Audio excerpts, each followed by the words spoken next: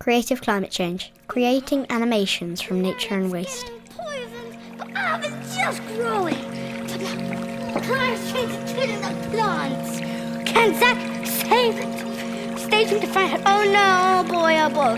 Earth is doomed. Oh no, it's this global warming, but the idea is to think of pledges and ways that young children could engage with the idea of climate change, but do it creatively. So they've been developing simple storylines. The classic story is the Star Thrower, which talks about making a difference. One little step can make a difference. Everybody's had a pledge.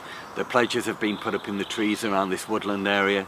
We turned those ideas into mini animations. We turned them into music and sound.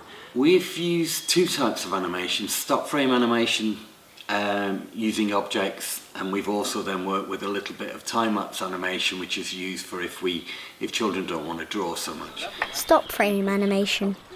The classic way of doing it is the Wallace and Gromit way of moving a model, creating a model and moving it around. In our case, we've been working with little bits of found objects. We've also worked with flip books. The hardest thing in a workshop with children is that they often don't want to do all the drawing. So if we can find a way of cutting corners, and cutting corners is often done through an object, everybody understands moving an object. The simplest way would be to have a tripod or some kind of a mount above a vertical space, so you literally film it from above. If you can't do that, maybe you could suspend a camera. It could be an iPad, it could be even a phone with a bracket above your object, so it could be balanced on boxes. It's been done that way as well. We tended to use a rig, we don't need to, but if you've got an old photographic camera, if you've got an iPhone or a tablet, or if you have an iPad, just make sure it's above it. Lock it once on focus. That's one thing that happens a lot. It drifts out if you don't have it locked. And move your object. The art is to keep your hand out of it if you can. Time-lapse animation.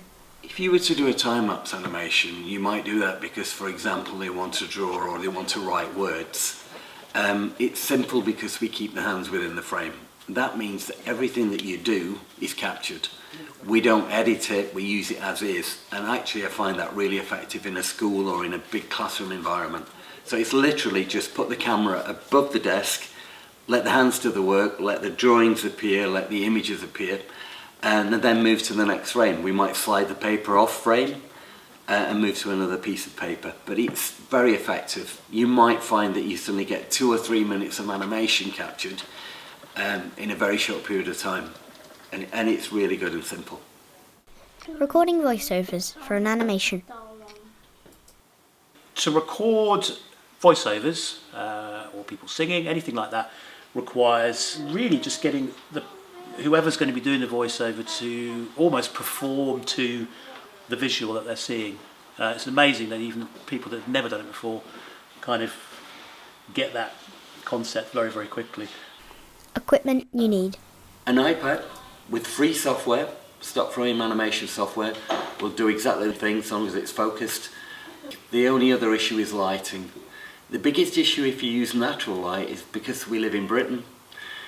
The clouds cover the sky quite often and you will find the light flickering. We tend to use artificial light and it means that it's easier to work with and I can control it.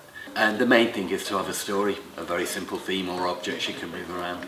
But highly effective, quick, easy, and everybody can do it.